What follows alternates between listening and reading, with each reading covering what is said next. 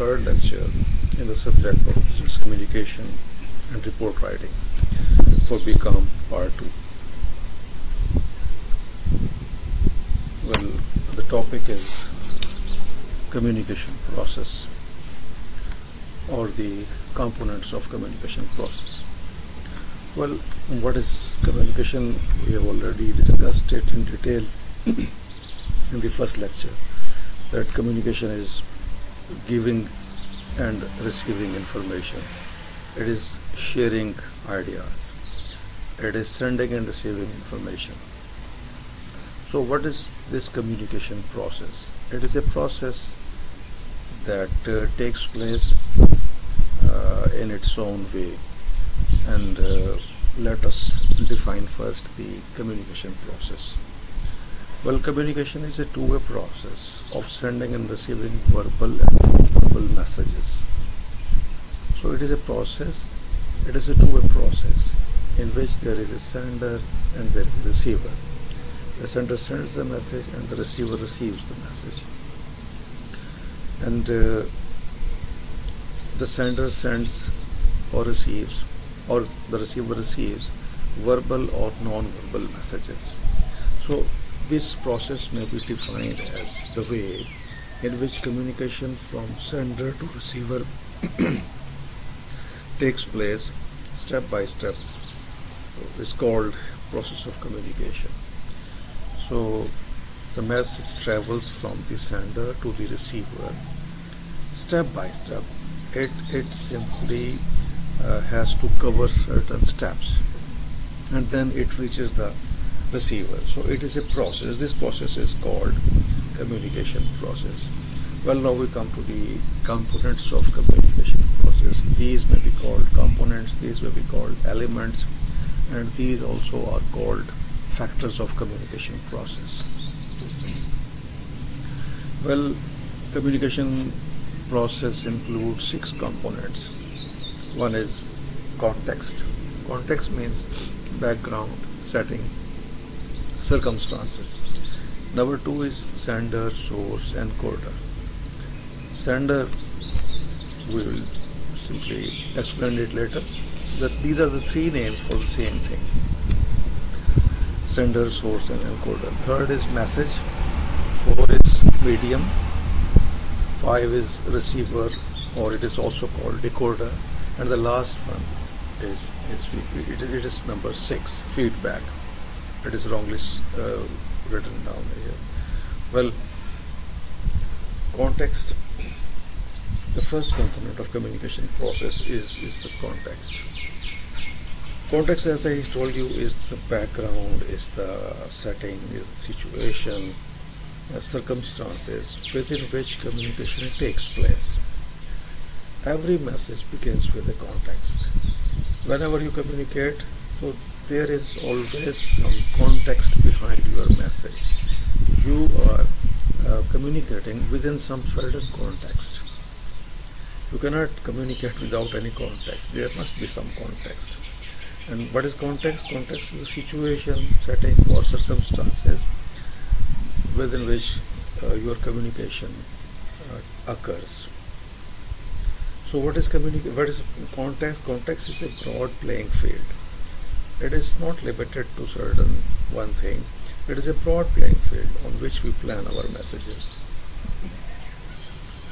Well, it includes country, culture, organization, and external and internal stimuli. I will explain it now. Well, it includes country, the country in which we live and the country in which we communicate. The culture. Culture is a broader field. Culture includes many things. It includes our values, it includes our habits, it includes our norms, it includes our living style, it includes our customs and civilization. Everything is included in culture. So we communicate to the people in our context, in a particular culture or country. And certain or business organizations also have different values, they have different they have different preferences, they have different norms. They simply observe them while communicating. Well, let me explain it a little more. Context, you see, if we are communicating with each other in a classroom, then let us see the context. For example, you are in BCom Part 2 and you are here studying the subjects of BCom Part 2. Your context is that you have done BCom Part 1. You have now completed BCom Part 1, and before it you have done intermediate, matric and school education. Now you are here because you have done your BCom Part 1 and now you want to study the subjects of BCom Part 2. So it is your background, and then I am here to teach you people. I am your teacher. So my background or my context of this communication, basically our context is the classroom. Our setting is the classroom in which we are communicating with each other, and I am trying to give you information or knowledge about the subject of business communication and report writing, and you people are here trying to learn something about the subject. So it is our context. Similarly, at your home, you talk to your father, you demand some pocket money from him. So the context is that you need something and he will provide for your needs, your father. So the background, the context is that he is your father, he is supposed to fulfill your needs, and you are his son. You will always look to him to simply fulfill your needs. Well, now we come to the internal and external stimuli. Well, these are the factors. Stimuli is the plural of stimulus. Stimulus means something that provokes or stimulates someone to do something. So stimuli are the factors which persuade or stimulate or motivate the sender to send a message. Well, external stimuli and internal stimuli. External stimuli are those factors which simply motivate the sender to send the message. For example, you receive a letter, you receive a telephone call, or you simply receive a question from someone and you reply that question. The question, the inquiry, the letter which you received, or the SMS which you received from someone, it was external stimuli that motivated you, that persuaded you to communicate. It was external stimuli. And what is internal stimulus? When you want to talk to somebody and no one has asked you to talk, no one has asked you any question, but you of your own will, you want to talk to somebody, it is internal stimuli that begins within yourself, and it motivates you or it persuades you to communicate with other people. So it is internal stimuli. Well, I think you will be clear about internal and external stimuli. External stimuli is some letter, some SMS, some question that someone has asked you, and you respond to that. That was an external stimuli. And internal stimuli, you talk to other people, you communicate to other people of your own will. No one has asked you a question. You have simply will to communicate with other people. It is internal stimulus. Well, now the second component of communication is sender, source or encoder. Well, the person, sender, you take sender first. Sender is the person who sends the message simply. And source means from where something comes out, source from where something emerges. So the message comes out of the sender. That's why he is also called source. So the sender may be a writer, he may be a speaker, right? And encoder. Encoder is a technical word. Let me explain it.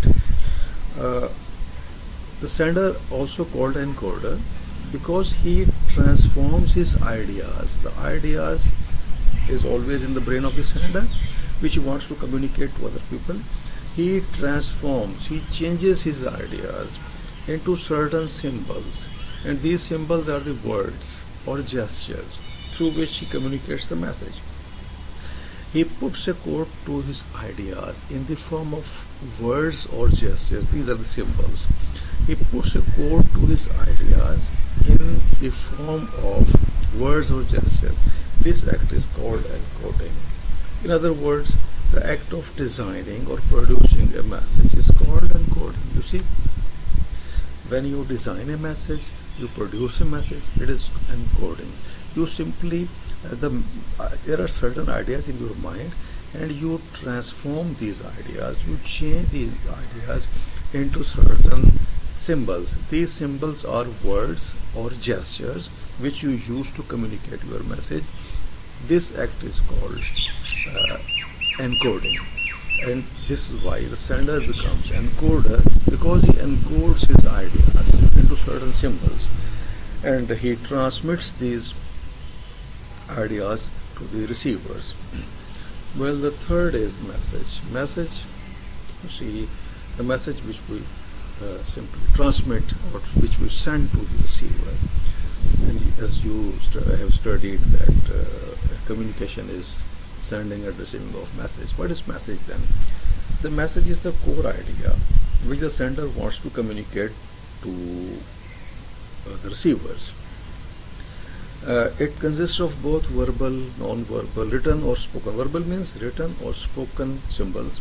Symbols means words or gestures. And non-verbal, unspoken symbols. And non-verbal symbols means unspoken means gestures, movements of your body, etc. So actually the message is a core idea. It is a raw idea that you have in your mind, and the sender transforms this idea into certain symbols. He puts a code to this idea and transforms his idea into certain symbols. These symbols are the words, written or spoken, or the gestures. So the message needs this transformational act. Well, it is what the sender conveys to the receiver. When we speak, our speech is the message, our dialogue, our conversation is the message. When we write, our writing is the message. When we gesture, the movement of our arms or body is the message. A message should have clarity, unity, and emphasis on the main point. So the message should be clear. It should be clear so that the receiver may understand it. It may have unity of thought. Unity of thought means the message should be a unified thought. It should give a unity, and this unity will contribute to the better understanding of the message. And emphasis on the main point.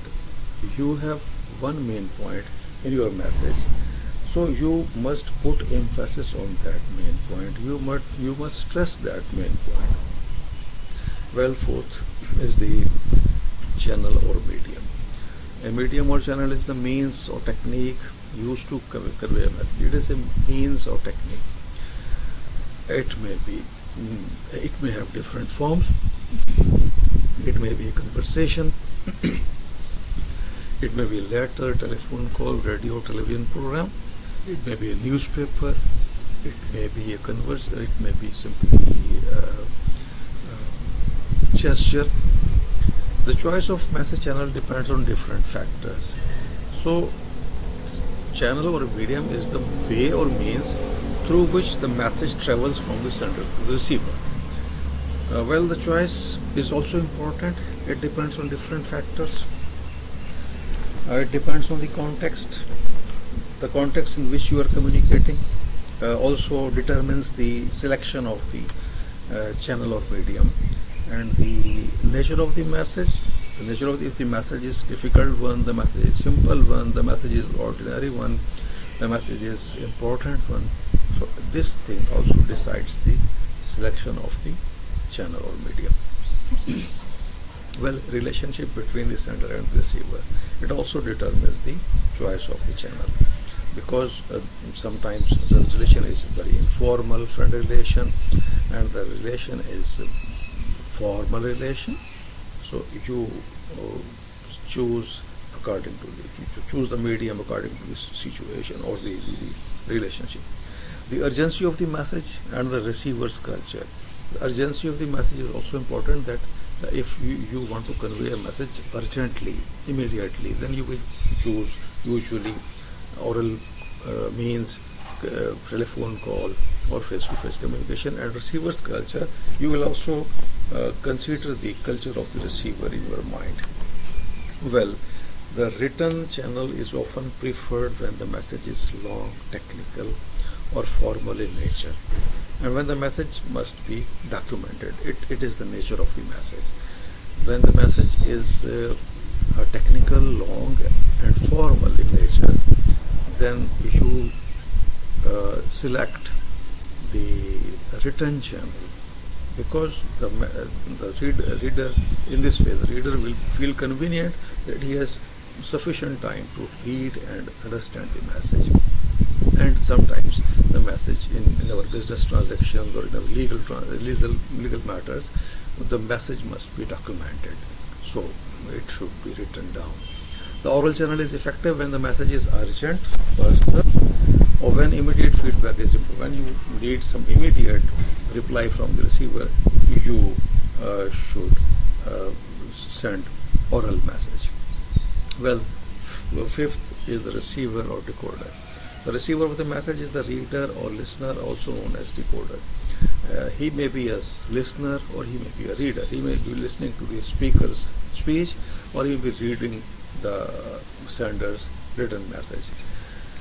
When the message is received, the receiver assigns certain meanings to it or understands it. Whenever a message is received by the receiver, he assigns certain meaning to it. He understands this message. This act of receiver is called decoding. The decoding is the act of understanding the message, understanding the meaning of the message, or assigning the meaning to the message is called decoding. The receiver, it is receiver's act. Receiver receives the message and decodes it. Decodes means he understands the message. The factors that affect the decoding of the message are receiver's knowledge, experience, and attitude. These are the factors. The knowledge of the receiver.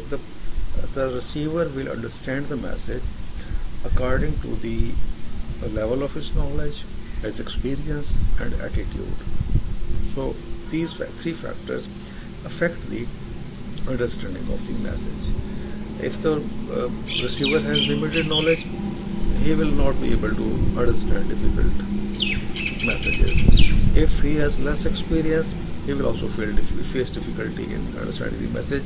And attitude means if he has a haughty attitude, he is a proud person, he will simply not understand the message the way the sender intended. The message is decoded by the receiver within the range of his knowledge. It is already clear. He will understand the message according to the range of his knowledge, according to his knowledge. Well, the sixth is feedback. Feedback is the receiver response to the sender's message. It is the receiver's response, reply, or reaction to the sender's message. It indicates understanding or misunderstanding of the message. Feedback tells us whether the message is understood or misunderstood. The reaction of the receiver after receiving the message will show whether he has understood or not. It determines the success or failure of the communication process. So it is a decisive factor. It will tell us whether the communication process is successful or not. Feedback can be oral or written. The receiver may send an oral reply or he may send a written reply to your message. It can also be an action. He can also show some action. The receiver, after receiving the message, can show an action. For example, he will, in reply, he will send you an item the sender ordered or sender requested. For example, you sent a request to some company for a free sample of their product, and then after some days you received in the envelope the free sample. So it was the feedback, and it showed that the communication process was successful. Well, both senders and receivers need feedback. Senders need feedback to determine the success or failure of communication, and receivers need feedback to understand how their behavior affects others. Well, the sender wants to know whether his message has been communicated successfully, it is understood by the receiver, and then the receivers also need feedback how their behavior affects other, means whatever the response they showed to the sender of the message, whether how it affected them. So these are 6 components of communication process. Very important topic of communication. Thank you, students.